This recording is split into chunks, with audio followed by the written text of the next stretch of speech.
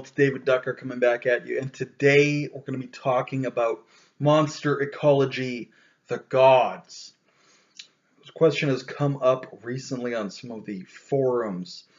What is a god in your setting? How do you define them? What are their powers, their portfolios, their domains, their level of consciousness and power?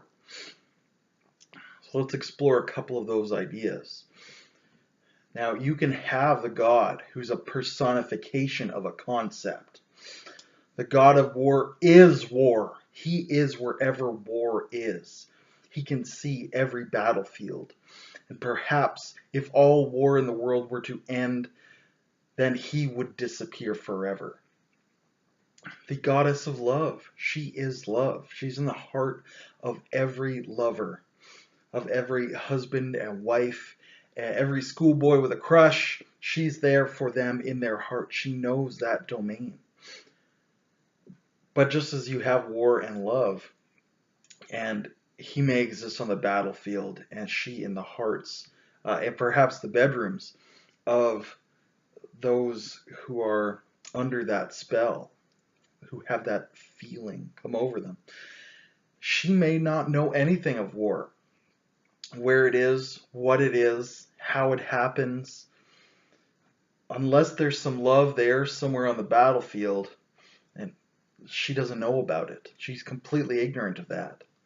Just as she might not know anything about the bottom of the ocean, but she knows everything that's going on in the lives of lovers.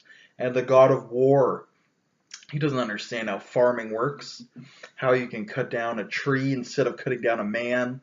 He doesn't understand, again, the bottom of the ocean. If there's no war there, if no one is fighting and angry and hate-filled, he doesn't know about it.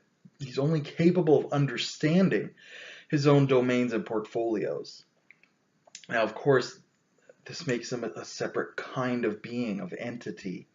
They do not have a mortal mind. They have a mind that works most differently from that of a mortal. An immortal mind. So that's one way you could do it. They are the personified concepts. They're omniscient within their area, ignorant in other areas. And of course, you can do it omniscient in every area, and omnipresent at all times, all-knowing, all-influencing. You can certainly have that type of God, or multiples of that type of God, playing this eternal chess game against one another. And then you can have gods who are just powered up mortals. They might be immortal, but they can only see as far as they can see, and they might have the eyes of an eagle, but that's it. They can only focus their attention on one thing at a time.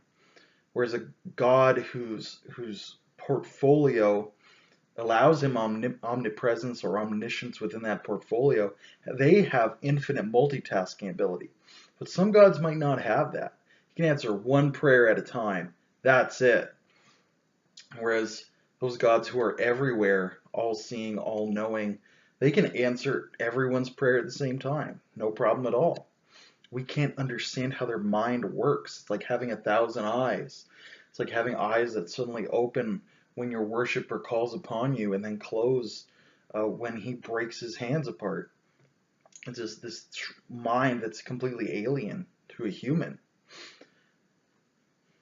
But then, yes, you can have the god who is not an alien, who is just super powered. Someone who can cleave through a mountain, who can walk across water, who can raise up the dead, but they can only focus their attention so many places. They can only be in one place at one time. They're not omnipresent in the world. They might even have a physical body that can be hurt and damaged. So there's many different routes you can take. I don't know if I really need to qualify this, in fact, as monster ecology. I'm probably going to put it in that series anyway. But this is more of a possible ecologies. Do the gods gain power from their worshippers? Or do they have no care for their worshippers? Do the gods wish to pursue their agenda against other gods? The god of love and war, they might be rivals. So the goddess of love is constantly trying to defeat war and the god of war the opposite, trying to destroy love in the world. And they're using their mortals as pawns to do that. They're priests, they're deacons and clergy. There's so much you can do with the divinities, but I had an interesting conversation with John Large, and check out his channel. It's Red Dice Diaries. John Large, very smart individual. He was saying he loves to have the dead gods, gods who have passed on from the world. I said to John, well, John, once a god is destroyed, if the god of thievery were destroyed, for example, there would be no more thievery. No one would steal anything. We wouldn't understand the concept. The concept would vanish along with that God. The world would change. So perhaps there are dead gods of concepts we can't understand at the moment because they're not here anymore. You know, it's like trying to describe a new color to someone who can only see, you know, the standard 6-color wheel. And what if you took that a step further? You know, you could have the man who wants to destroy the god of war. He raises his hands up and says, war has destroyed my family, my home country, the woman I love, my children, everything.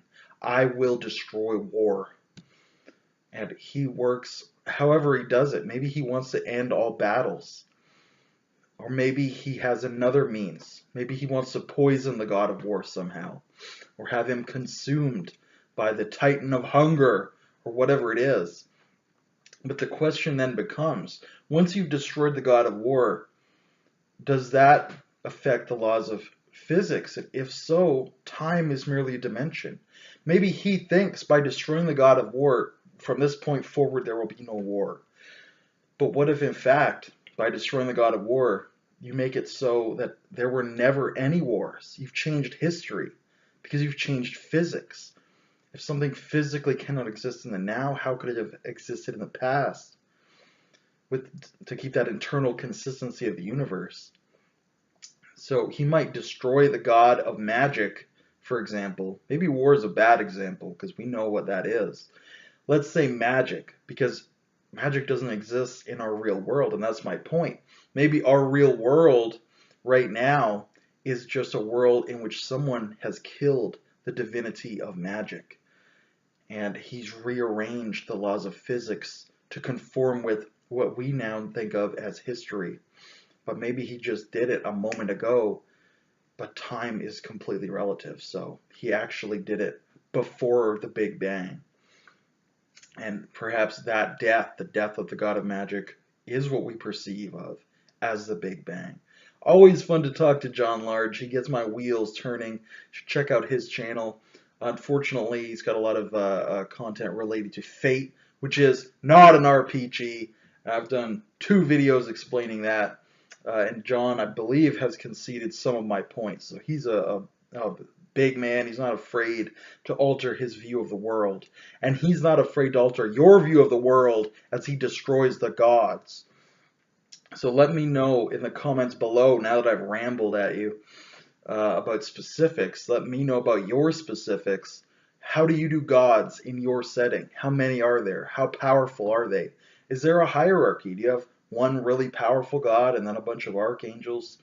Let us all know in the comments below.